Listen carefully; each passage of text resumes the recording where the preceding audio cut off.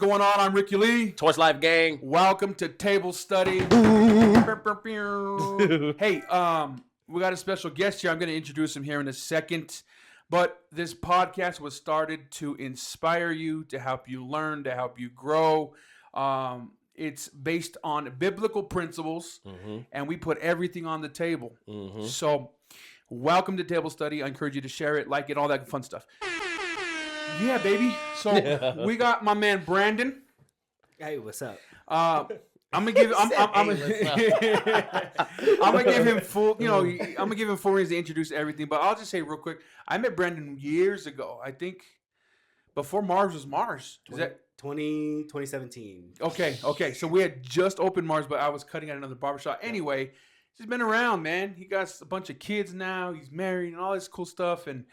And he has a similar background in ministry that we kind of relate to. And so what happens is I'm always in my chair just, trying to give the gospel or at least talk about it. And Brandon's one of those guys that always turns into a long conversation.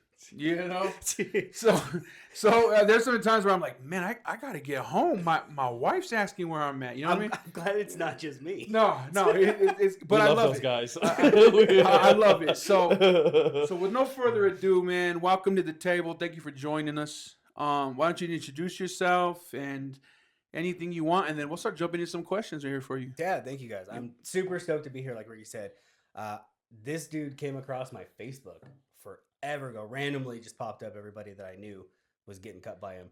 So, can't believe 8 years. It was right before I was getting married. That's when you chopped me like right before the wedding. And 2 kids later, married, 8 years, baby on the way. Like, it's been super like a super cool journey. Yeah. Stoked to be here. Yeah. And excited to share. I come from a Christian home, parents still together, grew up like mom, dad, sister. Oh, that's dope. Like, Aww. American dream kind of like. What's it like to have a dad? I want to say.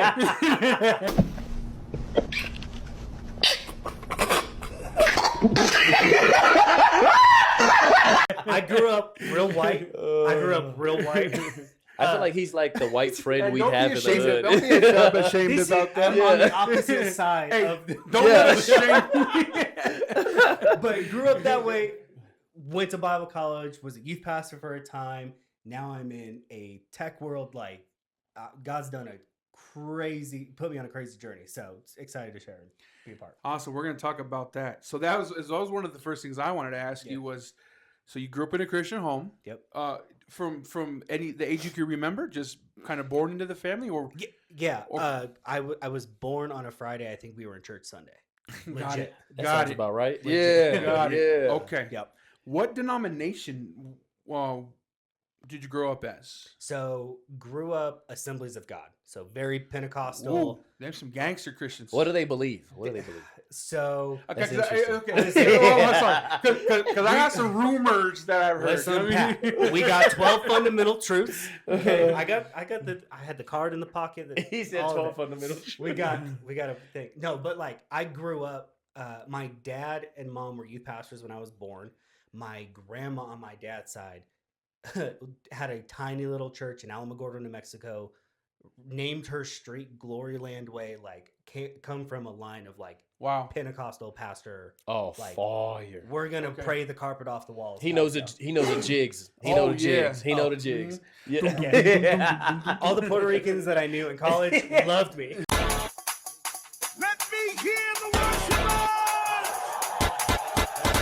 Where's all of my praise? Yo, he's not white, bro. He's not. No, I like the way he does the thing when he go and the Moses starts to go. Yeah. So Sorry. Assemblies of God, like very charismatic background. Okay. church-wise. Okay. That's fun. similar to us. Yeah, that's fun. Yeah. Like I always tell when we first started talking about stuff like this, I was like, man, I get introduced to like the Pentecostal charismatic side too, and for a while there, it turned me off to the gospel. But I came from a background where I didn't know the gospel till I became a teenager, so I'd never experienced church or anything. And then here I am at this church, and they're just, I'm like, whoa. I thought it was the coolest thing ever. Seeing Nah, I mean, it people scared fall out, me, I was dude. like, this fool fell out, bro. Like, I can't wait to come back here. See, and that's the opposite. Like for me, like I went to a non-denom church a visit, and I was like, man, this is boring. Like, what are we doing? Oh, Like, yeah, so yeah. Oh, I growing feel up that. in it, that was normal. Okay. So the reverse of that is also really weird too, where it's like, man, I- do these people even believe? Because like, I could don't see see a hand that. raised.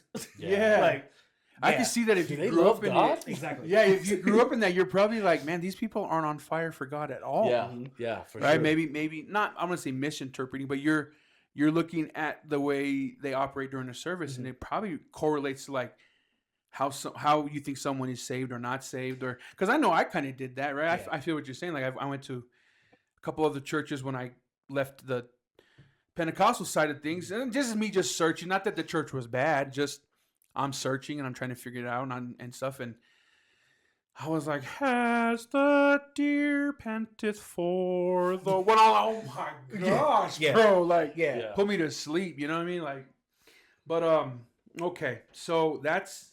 I don't think I've ever asked you that question. That's crazy. I knew it was Assemblies of God, but I didn't realize Assemblies of God was kind of like Oh yeah. more Pentecostal. Is there anything that they believe in that differ from like The regular stuff? Yeah, so like the main difference, like what kind of separates them is the interpretation of tongues and how it's used and why it's used and who it's for, and that Interesting. role is like it's a big I mean we could get into a whole lot, but that is something that is definitely talked about and shared a ton and encouraged heavily over a lot of things. Got you. As far as tongues. Yeah, I mean, because if you want to talk like Corinthians and like the gifts of the Spirit, like Mhm. that's the focus. So Oh, gotcha, gotcha. Everybody has that gift. so the evidence of being filled with the Holy Spirit Is is tongues. speaking in tongues. Correct. That's That's what they. Mm-hmm. where I Does that tie to salvation? Like, you know how some like they say like, well, if you don't have the evidence of Speaking in speaking in tongues, then are you saved? Are you saved? yeah see, I don't want to misspeak. It's been a minute since I've looked through. Right. Oh no, you're good. But like it is a separate infilling of the Holy Spirit after salvation with the evidence of tongues. So it's not one and the same of salvation, but that's not to say that there is levels or like a hierarchy of you kind of look and you go, Okay. oh, do they speak? Do they not? But Do it's they- something that comes later. right. Gotcha. But it's yeah, it's very much expected that you speak in tongues and like you have Interesting. that. piece Okay, to it. I'm gonna ask you a question. I just Don't. Yeah, no. Go for it. Because, I mean, like get real. Well, it's a simple question though. Just do you speak in tongues? No, Okay. no, and that like we've ruined. Ooh, Right. out there, you not speaking tongues and come to this church. I feel like Okay, I feel like podcast there's- is over. I feel like there's been moments. I think I have. There's moments where I've wanted to. I don't. Okay, There's do you a feel like lot you to it. wanted to because that's where you came from, and you feel like that's what you had to do at that time, but you just didn't do it? Yeah. Are we? The are we- mo- yeah. I mean, we can. We just want to open the box, right? Yeah. When you go to church camp and you Okay. got this hyper emotional Right, setup, Okay. I feel and it's everybody is sitting there praying, everybody's getting filled, or everybody's getting their. that. And you don't want to look and like you're. You have that pressure socially. You have the pressure of, am I spiritual enough? And then you start to question, well, if they do, then why can't I? Or Right. right. So you have those things. Then you Right. have the, well, you just got to pray hard enough for it to happen. So then Right. you're battling that piece. And then you have the piece of like, I genuinely want, because it's taught like the language of tongues is a heavenly prayer that you don't even have words to speak. Correct. That And there to is- speak to Jesus. And it's just this, it's an outpouring that you don't even know what you're praying, but that prayer is so emotional, so deep, so spiritual on this level Right. that like how beautiful that is. And so you want that. And there is piece a too. scripture for that. Absolutely. Yeah, Right? absolutely. Yeah. So somebody asked me the other day. They asked me that question. It's funny, like literally on Tuesday or Monday. Anyway, it came up. We were just talking, and you speak in tongues? And I was like, I haven't asked that question in a long time. So the way I answered it was this. I said, I believe I have spoken in tongues, but to ask me if I speak in tongues, like as if I could turn a light switch on and off, I Right. don't have that gift. But Right. but I have fallen victim to the emotional stirring of I want to buy a Honda, I want to buy a Honda, I want to buy a Right. Honda. Right. You know what I'm saying? Like Watermelon Rubik and watermelon yeah, Rubik. Oh, yeah. where, and I feel bad now because okay, you're getting out of that like peer pressure, but Yeah. Right. but then there's been times where I'm in my prayer closet this is more recent, but by myself, and I have no words to say, Mhm. and I've really felt God's presence, and that's different. Like Yeah. me and him, and it's an intimate type of a thing. But to say that, like I would speak something, and then it was done in an orderly fashion where somebody Right. else interpreted, and God's moving that way. Right. Yeah, no, like So I've never been in an area like that because I came up with that too. But Mhm.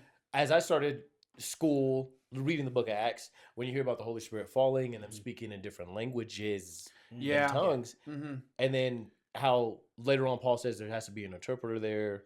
Mhm. For me, I was like, I never heard anybody interpret before. Mhm. That to me, I have, made but, me but it's curious. because that church back then would do a lot of conferences, and sometimes the spirit would move that way, and then it would get real Got you. quiet, Right. and then you'd hear like that old praying grandma. Mhm. You know that one that's like she's the like the patriarch of the Yeah. the prayer warriors. She's the lady that's got the tambourine, Yes, the bag of mints, yes. and Yeah. the tissue. And everybody knew, man, Miss Alla's about to go in, and she'd be, and then somebody else went, "Thus saith the Lord," and That- and I've experienced it. So There's nothing more scary being like 14, 15, sitting in that moment and nobody's speaking and interpret. Like someone Oh, goes bruh. and you're waiting for the word and you're like, is it me? oh Do- yeah, am I supposed to speak? Do I feel the utterance?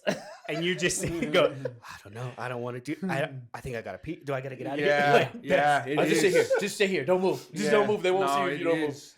I just always wondered, like, because whenever I hear people talking in tongues, biblically, right? Yeah. I'm like, no one's gonna say anything after them, because biblically, right? They say Oh, there it's- should be interpreter there.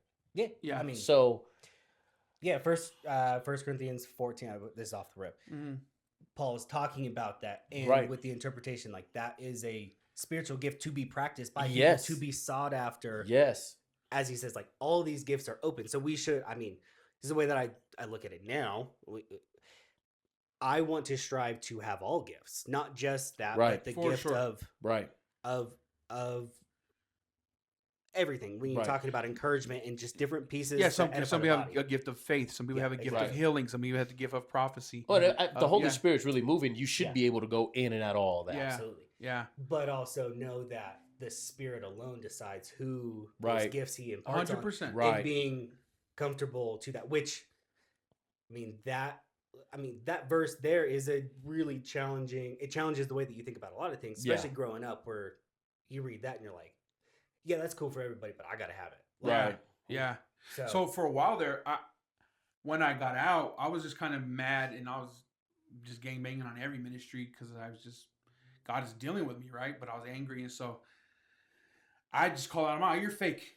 That's not tongue. Shut up. I don't. No, the Lord. No, it ain't. No, it ain't." And then I was the guy who was like, "Yeah, you're over here speaking on tongues on Sunday, but then you're cussing at your kids on Monday. Like, Yeah, that's not the same thing." yeah. And that could be the case too, but God had to deal with my heart and some of that. So, Yeah.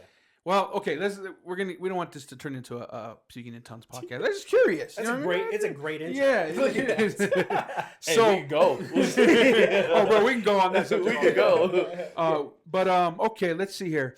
How did you always have an inkling towards ministry? Was it something that you felt pressured into? Was it something that is just kind of normal that people do? Like, hey, because you're kind of a good speaker, Yeah. right? And so sometimes that's taken as like, Carry okay, see, value. I could sing and I could play a little bit of instruments, and Yeah. so, Mhm. or they like count, worship, Yeah. Yeah. So how did you get introduced to ministry, and was there, what played into that, or? Yeah, I'll kind of give a little backstory. So, growing up, we were at a church up until middle school for me. Okay.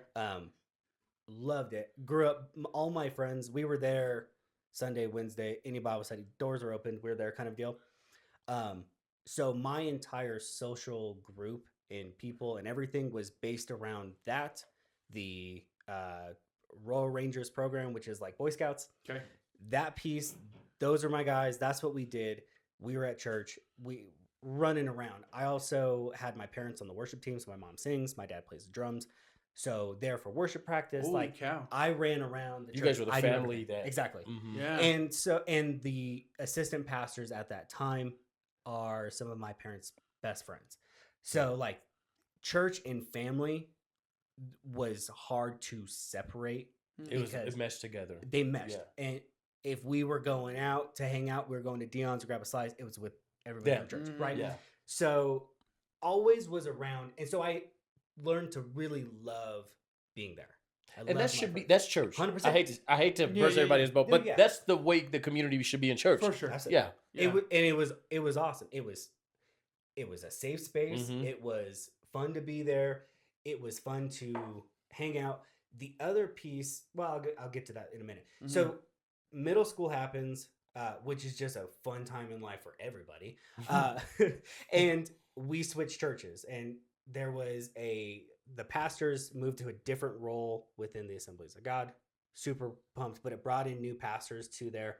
And as that can happen, it just put a bad taste in people's mouths. So the You're church like, you kinda new split. pastors don't even speak in tongues. So we're getting out of here. Nah. No. Yeah. It They was were just- Catholic. Yeah.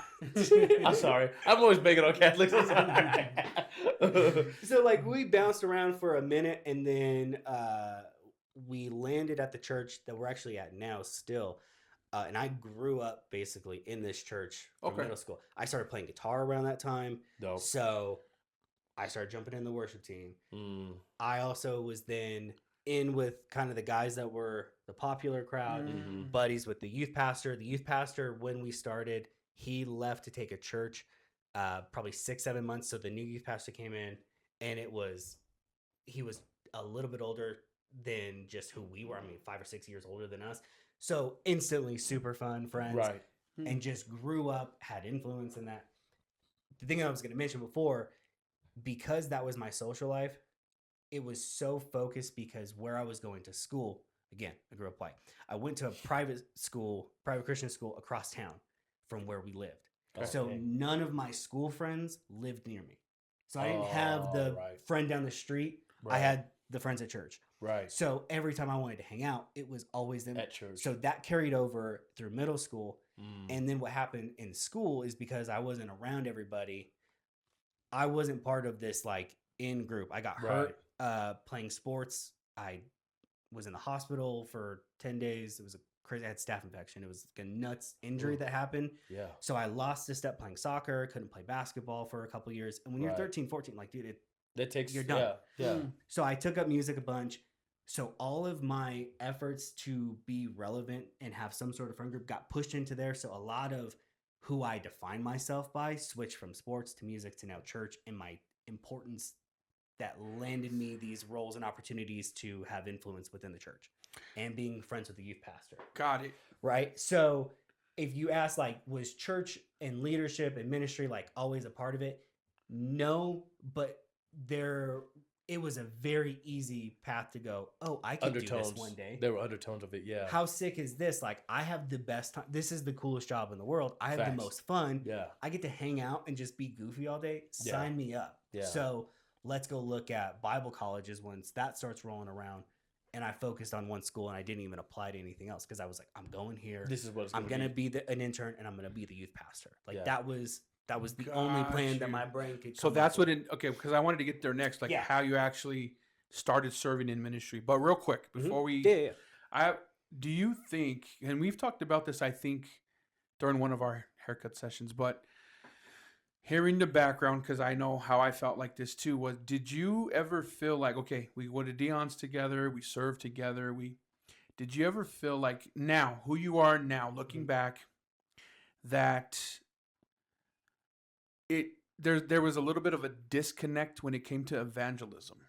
There was a little bit of a disconnect from like, okay, because we're really good at and we're comfortable with people that we know, let's say as believers, right? Mhm. But then let's say you're at the gas station and you're just, there's an inkling like to just talk to the dude at the end, hey man, how you doing today? God bless you. And oh, there's no God in you, and then you don't want to have that engagement because you're just so used to your social group. So like I know I'm saying for me, like there was a little bit there while there where like I didn't know how to Mhm. function Yeah. outside of that position. You know what I Yeah. mean? Yeah. And the shop is really that. I think that's why God used the barbershop, because he broke all of that Broke that mold out off. of Man, you. I had a guy in my chair for 30 minutes a day, 8 hours a day, Yeah. I mean, you're. and yeah, Yeah. Looking back now, I don't. I think they did a good job giving real life opportunities for students to go evangelize. Hey, when you're in class, Mm. you got an opportunity. Mhm. Carry your Bible around. That was like a big challenge, I think, 6th, 7th grade. Carry the Bible. were the Like, things you would out- do? Yeah, yeah. Okay. You would do. The problem that I had, Okay. I went to a private Christian school. Not to say that everybody was Christian, but it was It's not easy. as Yeah. it was not as got you. polarizing to walk around with a Bible. Yeah, they're like, oh, he got because Yeah. you're on your way to Bible class. It's polarizing Got it. because you carried the King James, and they're like, "What are you doing?" Like, Exactly. Yeah. So all of those attempts to like, here's your chance with your friends that don't know God, or this situation, that situation, this party, that I wasn't allowed to go to parties. I wasn't allowed. I was at the church. I went to a Christian school. Like, You were never my thrown in that bu- environment. I never got thrown. I mean, a threat. A threat to me was made around like 9th, 10th grade when I was just being a dumb teenager. And my parents were like, we're going to pull you out and we're going to put you in public school. And I was like, no, I can't do that. Like the school that I went, we had maybe 100 kids in my class. And I was like, they've got 701. I can't do that. It's too many Yeah. people. Like, Yeah. so like that was, a that's city. how Yeah. much of a bubble. That's how much of a bubble that I was in for good reasons. Looking back, I go, yeah, I wouldn't fault my parents for For situations, sure. For yeah. sure. but I see now the lack of opportunity during really important times of life to be put into situations where it tests you to back up why you say you believe something. I asked that because I think it's kind of your story's not. You hear it like Mhm. kid who grew up in church, Mhm. you know, helped serve in church, got involved in church, and then but what I and this is not a knock on you, just you know, outside perspective looking in, and even holding myself accountable now. You don't hear kid grew up in church and then decided to go to Denny's, and he prayed for one person and they were healed. They were sick and they were healed. And I don't know, they started discipling two under guys under him, and then they all went to Bible college together. Like Yeah. I know from my story, right? Because I look back and I'm like, because we focus a lot on discipleship, like Yeah. and you just don't see some of that. Yeah, I think, I mean, to call back to a previous episode that you guys did Mhm. in James, when you're talking about showing favoritism and how Mhm. the Bible warns against that, right? Mm-hmm. Baked in, whether good or not, is that piece of us where you see somebody that just looks different or acts different, and you put up a red flag or a distance initially. We like when that becomes a piece of it, you constantly just then surround yourselves with the same, Yeah. because you're building something. You guys are all moving in one direction, and so Mhm. you're going, who can I fit into this puzzle that we are building Yeah. that's going to help us go the right way? And man, they look a little different, they sound a little different, or they say something that challenges me, Mhm. and I might try to combat, but then at the end of the day, you're going, well, you got to just fit into what's going on here, Mm. right? And so what happens is the good side of wanting to create a space that's awesome for everybody ends up ostracizing a few people. Mm-hmm. And then what it does is it diminishes the discipleship, the evangelism side of that, which is, I think, why the church Big C as a whole, Yeah. there's a big push as let's get into small groups, let's get into life groups, invite somebody into the house, because we have realized now it is more than valuable to have people constantly challenging us and coming into our home and being into our space and getting shared the gospel. And at a church versus a house is different. And there's all these dynamics, but I find it interesting. It's like, I think that's the response to that, without, maybe they didn't even know, but like, that's the response of, why are we not why are we not continuing to grow? And maybe that's the answer. Yeah, yeah, no, no. Is it's the church is not growing versus somebody's going out and taking out and being sent out to go lead because they're doing this. But there's that piece never, while it was encouraged, it was never like reinforced in a way that was like there was results to it. Okay. If Okay. that makes sense. It does. So, like, to kind of break down what you said, like I say for you, would you now, who you are now, Mhm. do you see evangelism different now? Do you see the way you just being out, because you're in the workforce and Yeah. you're and you kiddos and like life, and like I know for me, the Bible's clear. It says 28:19, right? Matthew, go into the world and make disciples of every nation, every tongue, right? Okay. Yeah. Didn't say go and win arguments or go and make your fellow brother feel better, like, or now there is things that we do, especially through the book of Ephesians, Philippians, like the gifts we were talking about earlier was all to edify the body. Mm-hmm. It's always to give God glory and to edify the body. Yeah. But as far as like when it comes to just straight evangelism, Jesus was pretty clear, like, go reach new people, go reach the world. And so I had to wrestle through some of that, like just taking accountability for me and go, what does that look like? And here we are, Yeah. Yeah, 3 barbershops later, my brother Chris, giving his life to God, and Yeah. just a whole crazy, so what, in hindsight, when you look back, how do you feel now? Like, what would you, how do you see evangelism now? And I think it's tough because I don't do well at it right now. okay.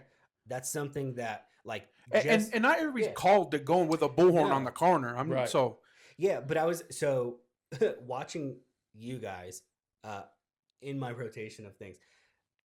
I got asked by a guy at my work. He uses my office sometimes, and I've got a book by John Bevere called "Good or God" sitting up Yep. there. And I love John. And he calls me up and he goes, "Hey man, thanks for letting me use your space. Hey, I noticed this book. What's your opinions on it?" And I sat in that moment and I was like, I haven't even read that book. I wish I had read it to go, let me give you my 2 cents. Because to be honest, this dude, like, I would not have ever guessed would have ever asked me that question. And I sat there and I was like, that was a moment and an opportunity, and I missed it. And so, like, it's something that I'm working on now, but I look at it as going, it's less about what you have to say and more about who you are as Who a you whole. are. Mm-hmm. Not to say that you should not be bold and speak, because that's an easy way to go. Oh, For I don't gotta sure. say anything. Well, let's take your situation. You're in an office. Mhm. Your life is kind of reflecting, right, who Mhm. you are, Yep. character wise, and then boom, the door gets open, Yeah. right? Like, hey, buddy, and you're like, wow, like, okay, not to say, because if there's one opportunity, there's another. God, that's how Right. God does things. He's Yeah, going to right. keep leading us in those areas. Okay, that's a good answer. I get it. Like, Yeah. okay, so because this is going to tie into, and don't let me forget, Torch, like, because I wanted to touch on him, like, being in ministry Oh, yep. versus like now. And Yeah, so spoiler, I was in ministry. For yeah, years. yeah. Yep. Because that it's a whole different world. Yeah. Like when you're serving in full-time ministry, man. So when you're saying like you're kind of caught up in the ecosystem and your friend, I know exactly what you're saying. I met my wife in church, Yeah, same.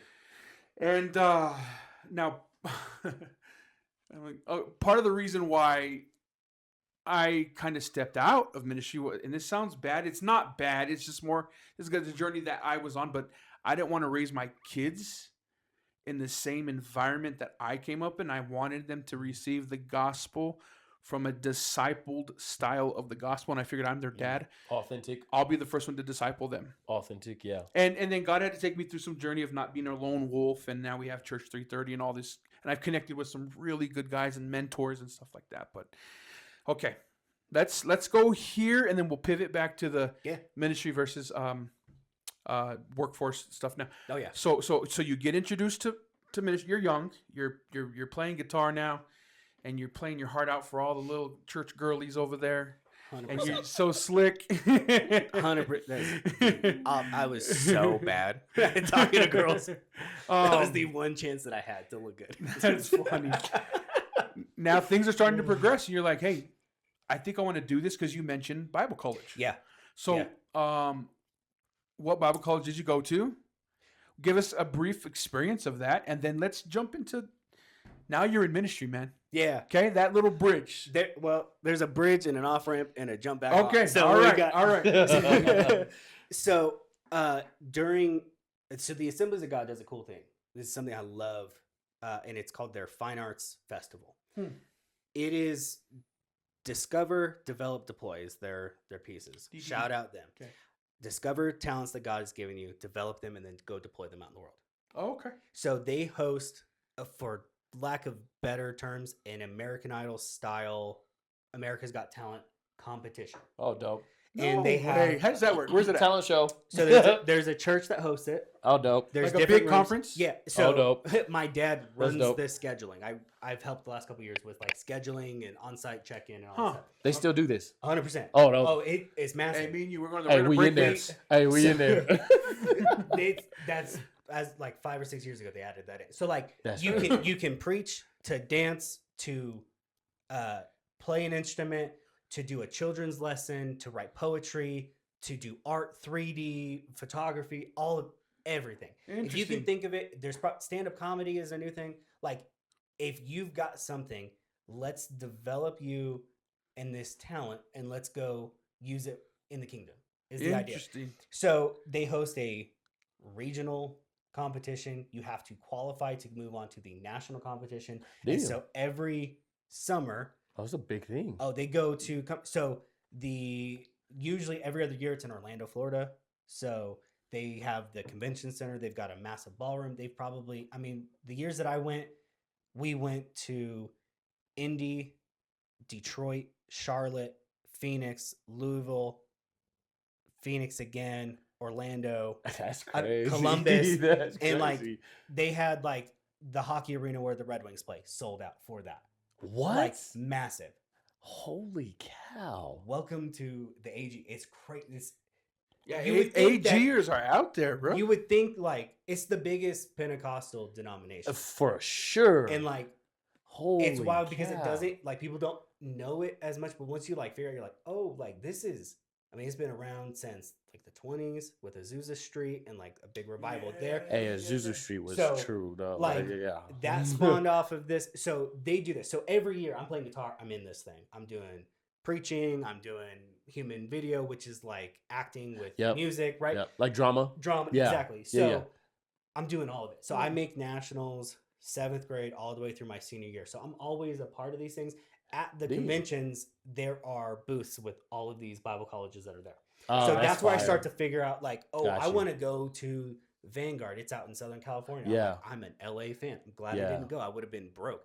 For I went sure. out to the Midwest. So I went to James River Leadership College. It's now James River College. James River. James River Church, Sounds familiar. Springfield, Missouri. They had a thing with the men's conference. Is that last the year. one that Mark Driscoll gangbanged on a little bit? That's the same one. Okay. And check out this clip. I heard they worked it out though, like brothers, right? What's They cool- arm wrestled after, and they were like, "Okay, whoever wins." What's cool about what's hard is like Mark. That was his first public speaking after everything with Yeah. him. James River is the first place to let him speak. Wait, what do you mean? Dang, Wait, what do you he mean? goes What do you out. mean? So when Mark Driscoll, I don't remember the details of what happened with Mark with the. Oh yeah, Drama? because he was in Washington for a while. Yeah, What? I can't remember his church name either. Is he Oh, AG? Is he It was AG? Mars Hill. Mars Hill. Is he AG? No. No. Oh, So Yeah, Mars he was Hill. bro, Mars Hill what? back in the day. Yeah. So Mars Hill was his deal. huh. That He was like the original Life Church almost, like Yeah. satellites. Oh, no way. everywhere and stuff. like him and Francis Chan and Craig Rochelle, like they all had the video, just the devotionals that you go through, and it's like that's it. Like Yeah. these are the guys. No way. So he had a falling out with that church. Okay. Sorry, I don't know the details. When he came I do. back, Just shoot a DM if you like. No, I'm just playing. Yeah. I'm just playing. I'm just playing. this is Ricky Lee. So when he came back publicly to speak, he had moved to Arizona. They were the first place to go. James River is a mega church. The Assemblies of God headquarters is in Springfield, Missouri. That's where Oh, James so River is. that at. was like the big one for they him. they run probably 20,000 or so on a Sunday over multiple services, multiple campuses. Like Huh. they went out. They had a 4th of July deal that had over 100,000 people there. Springfield itself had 100,000 people. So like I'm just blown They- away hearing these numbers, dog. Like, it was dang, it they hey, really do it. Holy it cow. was crazy. Like opportunity. If you're a kid that's looking at ministry, That's it. that's the pros. That's the one. That's it. Yeah. Okay. Because there's a few other churches around, but like you knew of the few of them. That's like getting tapped into like Legacy or Sagebrush here. Yeah, I would like, say- like on a local scale. Yeah, I would say If- Calvary, but you know, is yeah. If Yeah. you want to be a lawyer, you're gonna go to an Ivy League school. You Right. got to tap into the resources Yeah, and the mhm. alumni Right. there. Right. This is the Ivy League of church ministry. Right? Sheesh. So I go there fully intent on. How long? So it was a 2-year program. Okay. 2 Oh, years. that's not bad. No, and it was prereqs plus different courses that would like add to getting an Associate of Arts in church, leadership, but it was focused on like church leadership and different That's what I was things. going to ask you. So like- you would run a full, gosh, it's been more than 10 years since I've been there. Oh gosh. You would run like a full college course of like, I don't know, 14 credits or something like that, like Okay. a full pack schedule, and then do 20 hours a week with a practicum is what they called it. So like it was your group. So you had worship, you had youth, you had kids, you had business, you had Oh, creative might as design. well put you in there since that's what you're going for anyway. Exactly. Yeah, yeah. So, and that was the draw is, hey, come get a education right. with Christian professors from Evangel University. That was the university that was tied to it. Mm-hmm. Work at the church, have classes at the church. We had a Right. whole section of it. You would stay in a hotel that you could walk from the church, like in the backyard, Jesus or Christ. not hotel. It was an apartment complex. Right, right. And so you live right there. That's your dorms, and you get to now be in a full-time ministry position, part-time really, but like you get a taste of what that's like to develop these gifts, these things that you want to go do. So hey, you want to Yeah. go be a worship leader? Let's go put you through boot camp, and let's go have you singing for the 6th graders on Mhm. Sunday at 2 Ah, p.m. gotcha. That's you boot wanna camp. make the That's Sunday real morning life yeah. boot camp because 6th 100 graders suck. Terrible. Terrible. You're up there trying to sing and they just throwing gum at you. No, I know. Yes. So I did youth as my practicum for the first year, and I think that half the year of my second year, and then I got tired of stacking chairs, and so I moved out. Like I always like joke, I got a degree in stacking chairs, Oh, nice. right? Nice. You know, like whatever. I met I some of did my too, best but friends, I get no credit for it. And I just had to do it. Oh. and then I did the worship practicum to finish up because I play guitar, but I never Right. wanted to play because I was just like, I'm intimidated. I've got a little tiny setup. How much was Bible college? I grew up white. I don't know. My parents paid for it. Oh, that's Man. fire. That's fire. That's That's No, fire. I was just curious. I didn't know if it's I- like going to college. I don't even like- want to say because Mine's- I'm not even sure how much it was expensive, but it was not like like UNM, like Mine's 300 a class. okay. So I was thinking 300. I think it was something like $75 a class. Something Okay. like Oh, that's bro. That's fine. Um, That's 75 to fire, $100 bro. a class. AG Something. baby. You know what I'm AG, saying? You know what I'm saying? that. And so like that included like food, books, like Oh, bro, that's everything. fire. It was not bad at all. Like Yeah, no. considering a lot of different things that you could be doing. It's budget friendly. Yeah. Yeah, And that's dope. so put me right. I had a class of 100 kids at my school. Right. Graduate high school with 103. I went to this college where in total we had like 120 first year and second year kids. Sheesh. So like Oh, I okay. moved from high school to like a bigger high school. Yeah, Right, yeah, yeah. right. Yeah, yeah. Like so it was so comfortable. Like everything was like, oh, I got this. This Right. is just a bigger version of what I've been doing before. Got you. So I did that. I'll get back to where we were at. So I go do that for 2 years. I graduate. That's what I was about to say. You next. I move Good. back home, Okay. and I'm like, I'm gonna go be on staff. I'm gonna be an intern at the church. All right. Awesome. The church knows this. They know you're in college. Know you're coming back. Know you're Yeah. ready. I went with my pastor's daughter the first year, and then one of the other friends, her daughter. Is that who you married? No. Oh, No. okay. All right. So Just the throwing it three out of us went out, and we all were. One of them went to the college, and the two of us were in the leadership like Bible college. Dope. So went there. I was the one that like finished up my 2 years. I came back like fully aware, like I'm trying to be a youth pastor. This is what I want to do. I want to be a part of Right. being an intern, all this stuff. I was only an intern for 9 or 10 months, and I moved back to Missouri. And I told everybody, I was in a season of rest, and I needed to step back. We know and what that sounds like. it was. We know what that is. I don't like Christianity at all. I Yep. think this is a bunch of BS, and Yep. I'm out. And I only moved back because I had a buddy who had a space, and I knew that if I ever showed back up at church, the church that I was at was big and they had cool lights, and it would be at least entertaining. Oh, Sheesh. It Okay, within hold on. 10 months, right? So like, we got real Okay, deep real yeah. quick. Yeah. Whoa. You skipped over some Whoa, details. man. I Okay, said- listen. He loves everybody now. I do. Okay, we're not gonna get in trouble. I'll say this: like so where I'm at now Yeah. is purely God, because doing it on my own, I figured out real quick. Like, what was it in that 9 to 10th month period that changed? What you did 2 years of college. What you've been wanting to do. You were an Yeah. intern the whole 9 to 10 months? Mhm. means So they never hired you? means you were serving. You were paid intern. Sorry. Okay. Yeah, Oh, paid intern. Oh, So yeah, you're yeah. serving as the youth pastor. No, Oh. no. So I was on staff as a paid intern, and I was learning and helping each staff member. I tried helping. I really focused on being with the youth pastor. I got you. Because Side note, I also did this. That's what okay, you wanted. Yeah. My senior year in high school, they had us the last 4 weeks of school of your senior year. You went to go work for free. You had to work 30 hours or whatever it was Right. and do an internship Hmm. with a job in the field that you wanted to be at. So you could go be a nurse and work with the program. So they had like stuff set up. So I did that at the church. So I kind of took on the same role from high school. On Mondays, I was with this pastor. On Tuesdays, I was with the kids pastor. Wednesdays, I was with the youth pastor. Thursdays, Got I you. was helping. Okay. So like I was learning the business and the entirety of like what church looks like on a Right. day to day. Right. So when I became an intern, that was like the focus. It turned more into being more just youth focused, which is what I wanted to do. Mm-hmm.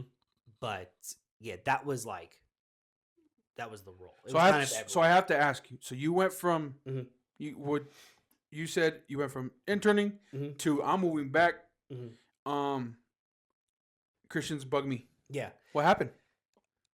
Looking back now, it was my sense of entitlement that ultimately pushed my timeline so fast that I was like, when I was at Bible college, my second year, we had a new director my second year. So I jumped in. I did the same thing that I did in high school. Oh, I got buddy. I've got the access. Here we go. I'm going to be on the inside now. Right. And then those opportunities like didn't show up. Right. So I got bitter. Then I got entitled. Like, I'm the second year. I've been here longer. Why is these people getting this? Why are they Got getting that? That's why care. favoritism hits you So different. then you in Bible college, That's you're why like, they I'm got at you. Tuesday Chapel going, God, I'm praying harder than anybody else right now because I got to get this thing. Like, so selfish, so egotistical, like focused. So but if it's that- worked once, why wouldn't it work Right. again? So Right. I feel that. I moved back in that state, become an intern. And then I'm like, not thinking, hey, I want to be the youth pastor. I don't want to focus on all this other stuff. Like, let me just help out with the youth. Mhm. Let me just go run. Let me go take care of these things. Let me have this stage. Because at this point, I'm running the announcements. I'm on stage. I'm playing guitar. I'm always Mm. constantly doing things that is Mhm. getting me in front of people, and my image is looking great. But on the inside, there's no fruit being produced. Yeah, Right. we've Right. So like Yeah. ego focused, my timeline of like I've got to make this thing happen. This guy was youth pastor at this age, and I'm almost getting there. It's like I've got to be getting close to being youth pastor. So we just kick him out. Because you've right? seen it. You've Right. seen, yeah. I've you've seen the it. progression. But there's no dig in the word and like, It was all on your strength. yeah. Ah. Now, that also wasn't. We would talk about it as a staff, but that wasn't like a big focus push to as an intern to go like let's set him up on a good path to go. Hey, you're jumping into this. This is Make this a thing. which we can go, hey, you should know that, right? Mm. You should be Yeah. expected to have that peace. But that like discipleship arm, Yes, sir. this is another piece of like we talk about it with Yeah. the church, and we do small groups and we're not sure. We're trying to figure out what this discipleship thing looks like. So Right. small groups, whatever, it plays out on this side in a way that no one really sees because you're not in it. And that was something that was lacking when I was in, like needing the direction, Yeah. not asking for it, So, and How- trying to figure it out. Well, somebody coming along and telling you, wait, let's just wait, keep going, but yes, you're not going to be youth pastor right now, right? But going forward, like, Joseph waited 21 years to see Jacob again. Sorry, and we're not saying yours is going to wait 21 years, but it's going to come, right? or sometimes things happen where like, you're gearing up for a certain position in the Right. church, and then somebody else takes that position, Oh, right? And then Yeah. you've had in your head that you wanted to do something, and that can make you bitter, fam. Oh, yeah. for sure. and mainly because all of this that we're talking about, let's be honest, what we're talking about is the business aspect Right. of ministry. Yeah. Yeah, This is not discipleship. Like, right. this is why I highly encourage, man. I'm just like, I tell my brother Chris all the time, like, yo, because he's back at the church I used to go to, Mm-hmm. and I love the ministry, right? It's how I met my wife, and like, God took me through a season though. Yeah. But I'm like, I told him, and this is just me being transparent. Yo, they're gonna want because he could speak well, and he's he's a little has some leadership qualities to him, and so just get discipled though. Mm-hmm. Just get discipled. Just sit there in that soil. Mm. You know what I mean? They're gonna, but do this and do that, bro. Just breathe and get discipled. The time is coming. If God has a calling on anybody's life, you think you could do anything to stop that or hinder it? Yeah. He's going to have his Yeah. way. It's gonna happen. It's going. Yeah. It's Yeah, gonna happen. exactly.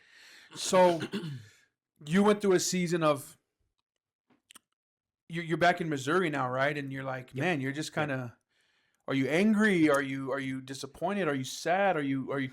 It's because it's not like a Yeah. you became an atheist, Right. No, but I mean, for all intents and purposes, I acted just like one. Okay. I had no relationship other than my friends that went to church. I had no intention to have anything to do Mm. with the church.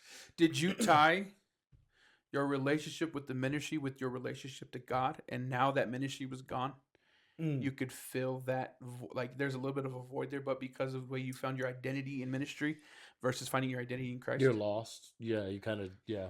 Yeah, because there was a lot, like I said, when family and church overlap, Mm-hmm. right? It wasn't, to your question, did I feel lost, sad? I didn't feel, Mm. because You had none. I couldn't talk to everybody that I knew was in the church. Right. So to go, Ah. I don't feel like God loves me because I don't hear him. Right. I'm praying and I hear nothing. Right. I'm in this just cocoon of just me. Who do you talk to? And this Right? this is why I wanted to talk about that. So we're gonna real quick. Okay, you said something really deep, and it's such a lie from the enemy. And because people think, well, the devil's just out and he's causing wars and he's causing disasters. Well, he's actually the Bible says that he is the father of lies. Mm-hmm. It says that he's the great deceiver. Mm. You can I'm gonna paint a picture real quick for everybody listening. I want you to hear this because we probably got another 15, 20 to go here. Okay. But we're gonna God still restores because obviously he's here. So Right. but check this out. You can grow up in church literally from a baby with both Mhm. parents who are involved. Mm-hmm. You can even do all the right things that you think you're doing, right? Yep. And then you could find yourself in a place of, man, he doesn't listen.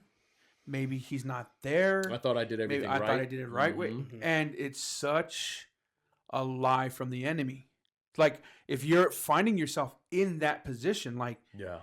you need to pause just a second, shut out all the noise, turn off the distracting cell phone, Yeah. and just go sit. And so let's talk about that. Yeah. Because I know what my journey was. and without me preaching too long, as you get me started, forget it. We'll be here for 3 hours. What We could go. I got it, dude. what brought you back? Okay, because there obviously something. This is such God's grace, right? Because really, you're having a prodigal son moment, Yeah, 100%. right? 100%. There was, looking back, it was just little things that stacked up. So when I moved back out to Missouri, at this point, I'm 22. Okay. Single. Everything that I tried to like figure out, I got thrown into, well, now you really got to do it on your own.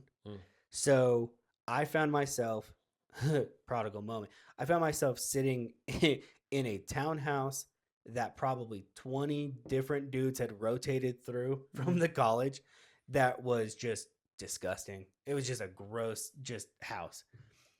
There, working part-time, driving an hour to go to my job. I worked for Nike, which was like my most favorite thing ever. I loved it. I ended up training a lady, and then they gave her the job promotion that I was supposed to get because she was buddies with the manager, right? So like every little piece and moment, all these little tiny like relationships that I'm thinking maybe this is right. All of these things, I'm trying to figure out finances.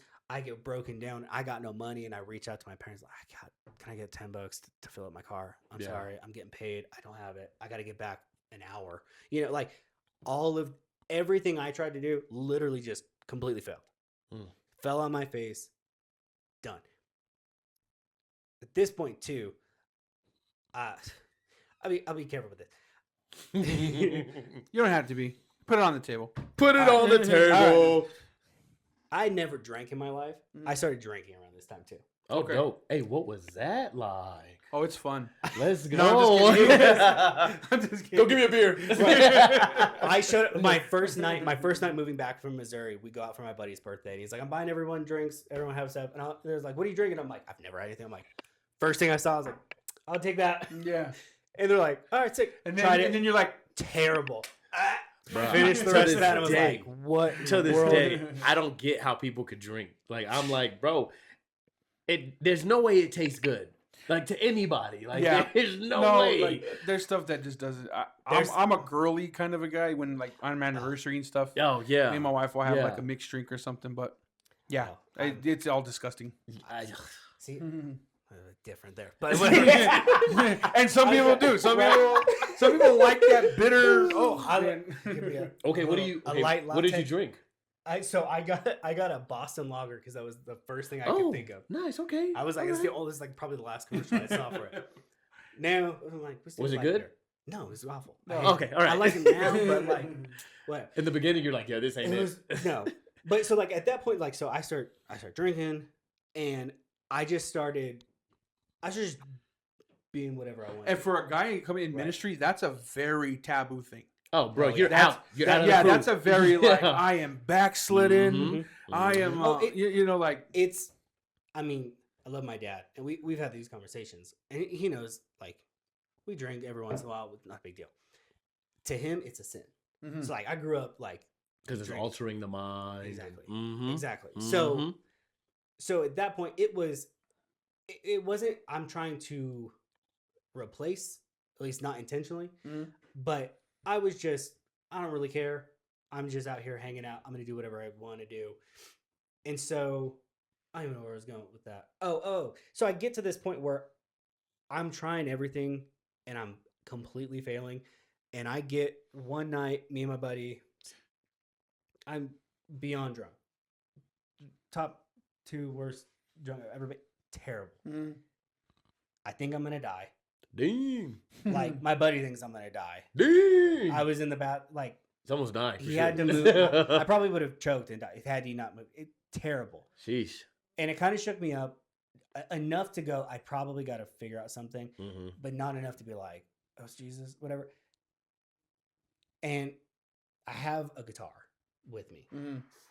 And so I grabbed my guitar the next night and I'm just sitting there in my house for whatever reason. There's 5 of us, I think, at the time living there. everybody's gone. So I have the house to myself. So I'm just sitting there playing, and I finally just yell at God. And I'm like, and I prayed the most honest, real, God, I hate you right now. I don't think that you're real. You better answer me right, insert cuss word now, because I think I'm done. Not sure if I'm like, check the lights out, done, but we're done, and I'm sick of it. You gotta be real. Relationship wise, we're done. Yeah. And so I'm mad, and it's probably it was middle of the night at this point, and I audibly heard, I'm here, and I went to sleep, and I woke up the next day, and I was like, I'm gonna go to church. I'm at church. That's probably one of the deepest "I'm here" you've probably ever experienced. I could imagine. Hey, that'll And I shake don't want you. it to be like Yeah. this. I got the preacher side of it. I don't want it to be like too emotional on it, but like it was legitimately one of those things that was like, I knew God was like, I got you. Look at his grace, bro. It's crazy to hear Look that at from his God. grace. in that Out of a time. Yeah. person of prayer, going, you don't even freaking care about Yeah. me, do you? Yeah. Man. So I go to church, and for whatever reason, I'm sitting next to a buddy that I haven't talked to in a whole long time, and they give the altar call, and like I said, I'm back at the mega church. I'm back at like Mm-hmm. they got a system. Yeah. So I go like this to raise my hand, like I want to give my life. You know to what time it is? Mhm. Yeah. And immediately during the prayer, they're like, "All right, come on up," because I know the thing. Yep. We're gonna go up. We're gonna go to the room. We're gonna watch it. Mhm. And I'm like, "All right, cool. Nobody saw." And I get the tap. Come on, man. I'll go with you. Damn.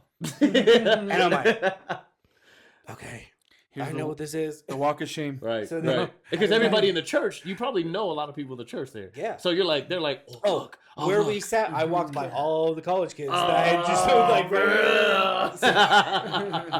But that day, like they did baptisms every Sunday. That day, I go get baptized again, because I had gotten baptized when I was probably 7 or 8, something like that. Mm-hmm. And it was more. It was more this symbolic version of like, I can't do this. I'm giving up that piece of me, and let's just take a stab at what's going on here in a pure, probably Gideon type mindset of like, you got to prove me Mm-hmm. a lot of things right now because I'm not really sure what's going on, but I'm at least open.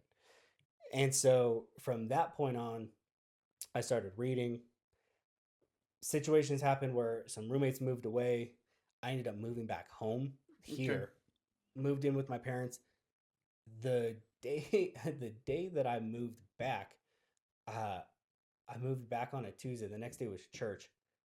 I ran into my soon-to-be wife at church that night because I didn't know, but like my sister and her had become good friends. Let's The go. whole situation. Shout out to the Shout sister. out to the sister. Yeah. Sister Yeah. So like it kick-started because when I knew I was coming back, I started like, I'll jump back into youth ministry. Like I'll help out with all this stuff. Like they're doing a big competition. Like I'll jump in, I'll be a part.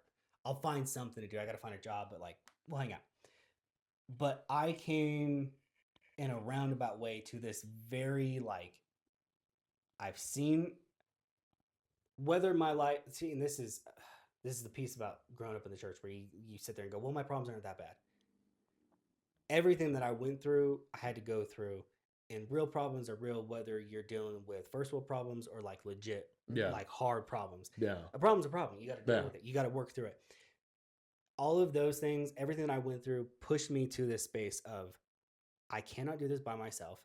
I've tried to do this by myself. I have no other option. So let's go, God. Let's figure this out.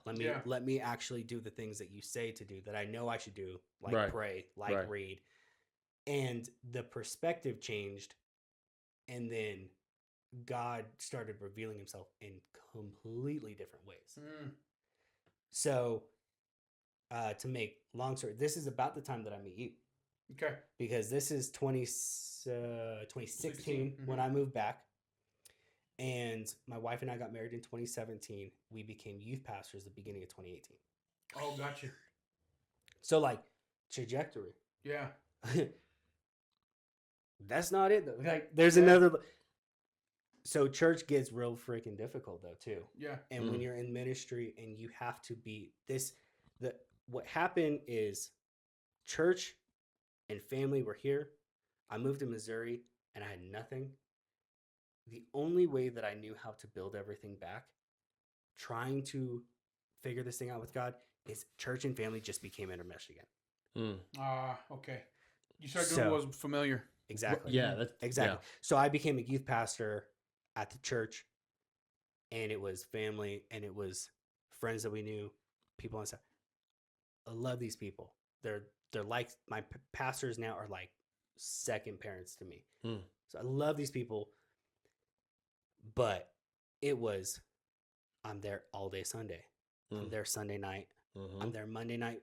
I'm there to work Monday. I've got young adults on Monday night. I've got Tuesday. I've got Tuesday night worship for youth.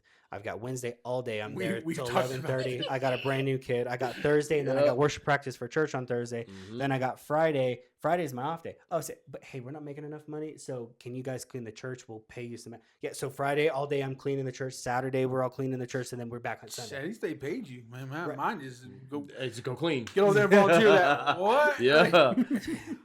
No, that's still. Right. Sheesh. So my time, like family, like all of these things. What You're happened? freshly married. What happened? Yeah, freshly married, Yeah. and baby, like right away. Sheesh. Okay.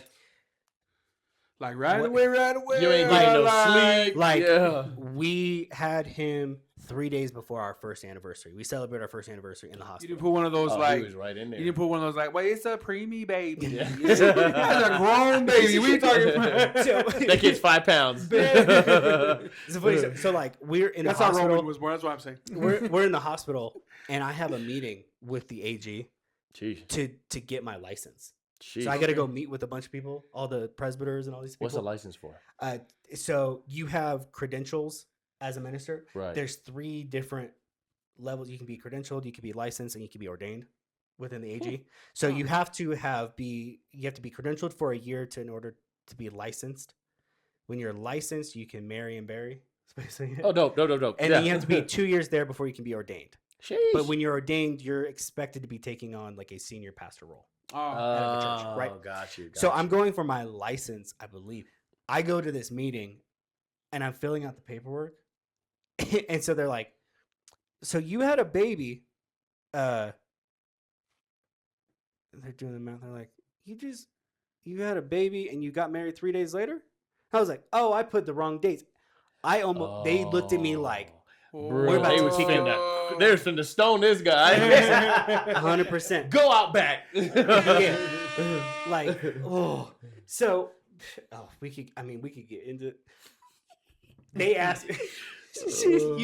We may cut this. That's fine. I don't really care. It's up to you how long you want this thing to go. One of the things they asked me, hey, where do you see yourself in 5 years? This is my favorite answer because I came in with this like revitalized version. For sure. And I said, because I was a youth pastor at the time, and I said, I don't expect to be a youth pastor. I want to be a youth director. I would like to have a youth pastor, a worship pastor, and a discipleship type of a role underneath me, all paid for as the church. And I sit as a high level, like I speak, but I also pass it off. And I'm building ministry. It's this bigger way. behind Yeah. the scenes. Yeah. Got you. They looked at me and go, well, small towns need pastors too, right? And I was like, What you mean? I'm sorry, what? Yeah, what you mean? Yeah, what you mean by that? And it was immediately shot down. Like, if we need to take a church of 20 out in the middle of, I don't want to throw out a Los city. Lunas. Say Yeah. Los Lunas. I was gonna say- Berlin. Socorro. TRC, Yeah. damn it, right? Yeah. Like, you got to be ready, right? And I was like, no, it's not like what I want to do. And Oh, and so I they're could already feel- talking about I could moving. feel the like, Mhm. oh, that's not the Oh. answer we wanted. They already kind of had. They already. Their Oh, we'll own throw. ideas of- Yeah. Mm-hmm. Mm-hmm. Right. You know what? Mm-hmm. Yeah. Yeah, just So- throw him in Deming. Yeah. Yeah.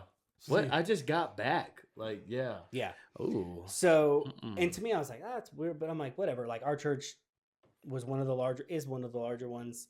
And then, so like, I was like, we're fine. We'll figure it out. Right. But like, what happened in 9 months when I was an intern just really happened as I was a youth pastor for just about 3 years. It was just a slower process. Yeah. Okay. There was a slow reliance on myself. There was a slow, like, I'm now youth pastor. I now get to call the shots. I get to tell people what to do. You get a little leadership power trip Mhm. going on. Like, you got there's all sorts of things that I screwed up completely there. Mhm. But you're starting to try to figure this out. And what happens with where I was at is the leadership style that I was under, good or bad, it's not good for me, was you go and I'll talk if we need to, Right. not micromanage, which has pros and cons to both sides. Right. I think there's a healthy balance, but I Right. was basically left at like, hey, you take this thing Yeah. and you run with it, and I'll tell you if we need to change course. But I had, I think, 4 meetings with my senior pastor over 3 years. Mm. So, you know, like, So while you were the youth pastor, did you have discipleship?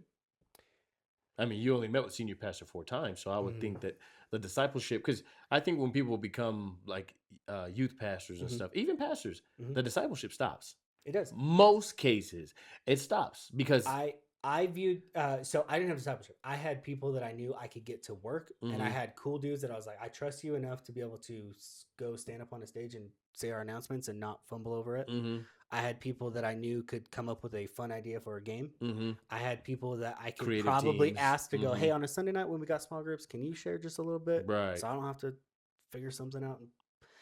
The other piece too is because of all this, I read to spit out something. I did not read for me. So I was sitting there on a Wednesday going, okay, what I gotta figure out something. Okay, let's because go. you don't Just have flip. time. Right. Yeah. So Ah. yeah, Sheesh. because now, Yeah. because what day do I have time to study? Right, you don't have time. I don't have time. Yeah. I gotta clean, and I've Yeah. got this, and I've got a new baby, and I gotta. I had a great storm of things happen where it was not good, and to put it all on me too. I also spiritually was not in a good. I was sitting there looking at porn, being a youth pastor at the same time. So like my life itself was not in a good spot. Right. We've talked about that. Right. Serving in ministry, but because there's a lack of accountability or that mentorship or that lack of discipleship, discipleship. Yeah. yeah, things tend to, and then you kind of lone wolf and like, crap, well, I can't Right. say nothing. I'll just pray, Lord, forgive me, Lord, forgive me. I'll keep trying. I'll keep trying. And you see that a lot over and over in ministry. Yeah. Right. Especially guys who are serving in ministry. We're gonna have to wrap here soon, but I want to get to this part. Yeah. Okay. Because you took us through your journey. Now, you end up stop youth pastoring. Yeah. Okay. And you said kind of similar journey. How this one was a 9-month period though, but just slower for the 3 years. Okay. I know through our conversation that God was still with you though. He was still convicting you. He was still you've had other sources of, I don't know if you mind me saying, but like people who are speaking into your life and and stuff like that. And you're actually back at the church Yeah. again. Okay. You left after 3 years. So Yeah. Okay. we left. We also Did you gangbang on him? Was it a clean break? no. Oh. No. Oh, great. No. I know those. No. We know those. Yeah. One of my 4 meetings was, hey, would you consider doing media because you like doing that? And I was like, I mean, it's like a full time. They're like, yeah. Like, I'll pray about this on a Friday or a Thursday, and on Monday I'll give you an answer. So I go, yeah, because this is my outgoing. I am tired. I'm Right. already kind of thinking I need to do something else. Right. So I say, come to find out, they had already promised the youth pastor job to somebody, well, to a family member before they even had that conversation with me. Oh, is that where? No. Oh. Okay. No. There's one more removed.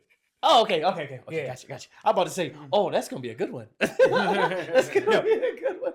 The one that I had in my mind, of Right. like as a youth, was him. Oh, got you. So I'm pumped now. Yeah. I love it. I think Right. he's the right person in the spot. So But it wasn't that. that at all that makes time. sense in a few weeks. Yeah, it will. It Stay will. tuned. but so like it is what it is. We had it out like Yeah, We left. You had a disagreement. It was I would say politics. Politics, It was angry. definitely politics. Yeah. Nah, I've been so there. We've we been left, there. Yeah. we were out for probably 3 years. We do things in threes, but we're having the third kid too. Yeah. So, Yeah. 3 kids, 3 years. Yeah. three's my favorite number. But we left at the same moment. My wife and I both had moments where we're like, I think we're supposed to go back, and we're like, we would never say that because we were never going to. Right. And it was a true like God moment to go. No, no, no. This is a space. All of our family went there, Right. goes there, and the healing that's happened over the last year and a half, Mm-hmm. Mm-hmm. insane, absolutely insane. I love these people so deeply. Mm-hmm. And I Church got, and I got to and- experience that journey. Yeah, I got to experience that journey with you yeah. through 59-minute haircuts. Yeah. Hour and a half long haircuts sometimes. But we come to That's this, good conversations. That's what it it is. was. Yeah. It was really good. Yeah. and we come to going like, look, church doesn't have to be perfect. I don't Mhm. need to rely. So I don't rely on my pastor to feed me. Right. I'm there purely out of. Listen to that though. Listen, please. No, Yeah. like seriously. If I can say anything, a pastor, whether he is word for word, let's dig in and Mhm. let's teach or let's preach. Mhm.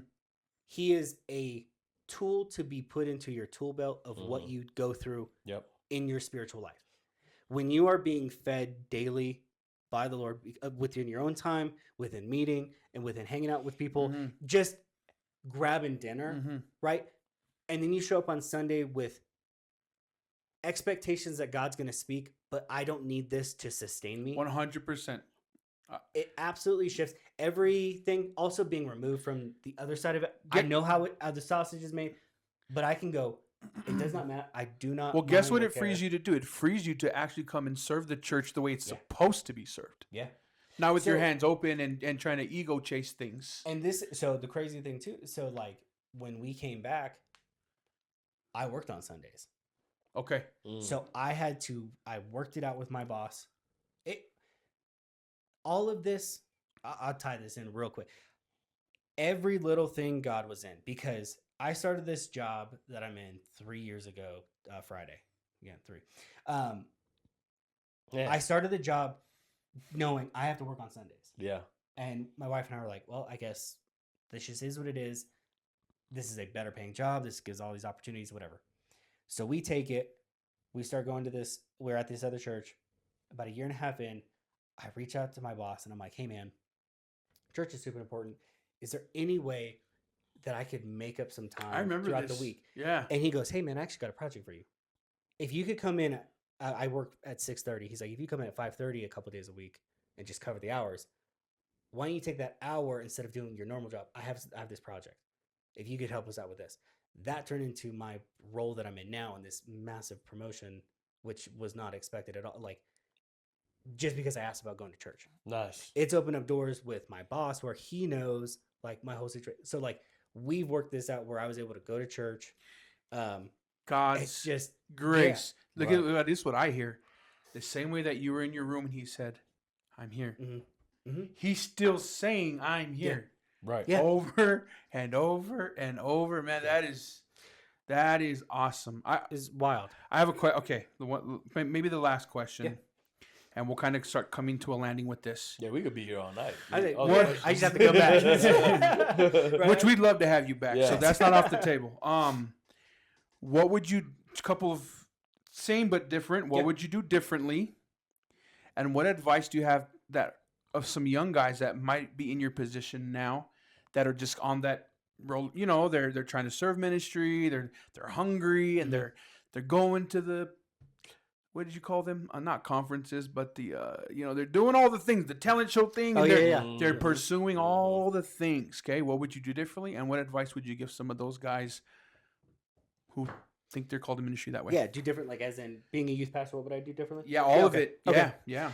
So the first thing that I would do is I would be very, very slow to speak anything. Mm. James, baby, Yeah, keep following the podcast. Mhm. There's so much that you gain sitting and listening. And when you're so like I'll say this. If you're in the role now, let's say you're a youth pastor and you're very fresh into this now. And I got a couple of friends that I know doing this, so shout out to you. Mhm. You have to be able to have a communication with your senior pastor and sit under his leadership in a way where you know your heart is aligned with him. I didn't do that I was like, this is my way, this is my vision, this is my path, this is the way that I want to do that. Yeah, you I gotta will. submit. I'm not going to submit And to you the might not pastor. say it, but I'll say it. Senior pastors who are watching, this might be good to hear. The guys that are under you, who are younger, who are serving in your church, Right. you might want to consider actually making time for them more Yeah. than 4 times. Not a knock. I'm not. This is not throwing shade. This is, but just if you hear the heart. Yeah. You hear the heart of a young person, and you might want to make more than 4 times or 5 times. Like you might want to normalize Yeah. Accountability. sitting with your team and Yeah. really discipling or just accountability conversation. So Okay, sorry, because you I know said what, it. what happens in that is you realize, oh, hey, Pastor, I can't make that. I got this going on. Mhm. But they're still serving in a capacity. It's like, so why are you here? Well, you're not willing to be disciples. I meet with the team, but you're the only one that doesn't show up. Yeah, Yeah. Why Yeah. are you here? It starts to show you who you have on staff. yeah, Yep. So that's first and foremost. I would sit there and I would really fall in love with the leadership of the senior pastor. Mm. You should do that stepping in, but if you're in it now, make that priority number one. yeah. It The might be second- awkward, right? Yeah, But 100%. Just do it. Just have Exactly. Yeah, But then the second step would be take a mental list of everything that you're good at and everything that you're bad at. Mm. And then start praying over the things that you're not good at to bring people that are good at those things to Mm. start building a team. good. Because Say it one more you- time. Yeah. Say it one more time. When you pray over the things that you cannot do well and you ask specifically for God to bring people who are good at those things to you, it does not elevate you. What it does is it brings a team together that can do way more. Right. That is such a kingdom Yeah. mentality. And to that though, it's not thank you God for bringing these people. I'm gonna work you to death. Mhm. It's Right. these are now my ride or die. These are the I'm in a Mhm. Bible study and I'm sitting there Mhm. and I'm chewing on the word. Right. Mhm. I'm doing that with these guys Right. or girls, whoever it is, more than just you and a girl, if you're not married. Right. Keep yourself Right. Yeah. But these are the people that I would be investing in and going, these are the people that I need in order to be, if I can't, whatever it is, I need people in my life that will challenge me, that will call me out, that will help me where I'm not good, and then have the wherewithal to sit there, honestly, to have other people speak Right. too. Yeah. If you're the one that's speaking constantly, make it a priority once, maybe even once a month, to have somebody else speak to give you a break, Mhm. so you don't have to constantly be pushing stuff out because it's hard when Mhm. you're trying to figure stuff out. But it Mhm. also you get to bring in Very perspective. 3:30 ish. No, for real. Like Right. church 3:30 ish. Like, and we haven't Yeah. even really talked about how I structure things, but it's confirming some things. I just thank God for that. Yeah. But I think it's good because what you do is you allow another voice, and then if it makes you uncomfortable because it's not the way you want it, you got there's a check spiritually. You gotta go, oh, Mhm. is that me? Am I in the way of what's going on? So that's what I would do if I was like a youth pastor right now. I would look at how can I, with the people that are around me, build a good team and find people that I can pour into and sit in. If I'm young and I'm looking at wanting to jump into ministry, it's very similar. I'd be sitting there, I'd be going, hey, can I go grab lunch with senior pastor, whoever that is? Can I go grab lunch with youth pastor, whoever that is? Whoever I'm wanting to go serve with, I want to get to know them and I want to build that relationship. They're gonna love that. First off, right? Because when you have somebody that's showing intent, awesome. Right. In a non-manipulative way, reach out to go, God, is this people that I can serve with, that have the same heart, that are aligned with your word, that are what you're speaking to me is what you're speaking to them, Mhm. and we can go. Mhm. Because you have to be on the same page. You have to be caring for each other, and you got to have that bond. If you can find that, then those are people. The other thing I would do is I would be okay with waiting, and that's the most cliche answer. Yeah. But I think what I've been taught, right? My wife and I now, being back at our church, have not started to serve. Nice. Yeah, we've talked about that. Nice. I worked on Sunday. I just now this last week or 2 weeks ago switched my schedule. I'm off on Sundays now. It's Awesome. awesome. My first thought was, oh, they're gonna ask me, hey, can you start jumping in on worship team Yep. again? And my answer will be no. Or children's church might need some help. And Yeah. yeah. sitting and waiting and listening. I don't know when, if ever we serve, however that looks like. I'm gonna let God figure that out and help us out on those things. It's taught me more because what it did was it unwound all of my ego out of it. Where I first showed up and I was like, oh, the lights kind of looks weird there. Oh, that was a weird transition that way. Yeah. Man, they could add more energy when they spoke. Mhm. That was bad. It was a bad chord. I could have played way better. I could Mhm. help. So it removes that. hypercritical. And what it did is it pushed me away from having any influence, any perceived influence, to I'm now here because I value this church and I care about this church. I care about the body. And I'm learning to love the church Right. where I'm planted, Right. seeing my kids and going, I can have a heart now to serve, Mm-hmm. not I have the answers and I'm going to come in and fix it. Right. So the last part you just said, that I'm gonna recap real quick, but so now that you have a heart to serve and you don't have all the answers, I think that's so vitally important. Yeah. But so as we come to wrap Yep. this up, if you guys are on this journey, if you're listening and it's you're in ministry, right, and you're listening to this conversation, you're like, well, that's just for that guy. We've always said this, like, please take the time to self-evaluate. Mhm. Just look. If sometimes if your peers aren't going to hold you accountable, you got to be able to hold yourself accountable. Mm. Put your ego aside and go, why am I pursuing ministry a certain way? Mm-hmm. Yep. Why am I, like, ask yourself these questions. Taking it from a guy who grew up born in the church, this is what he knew.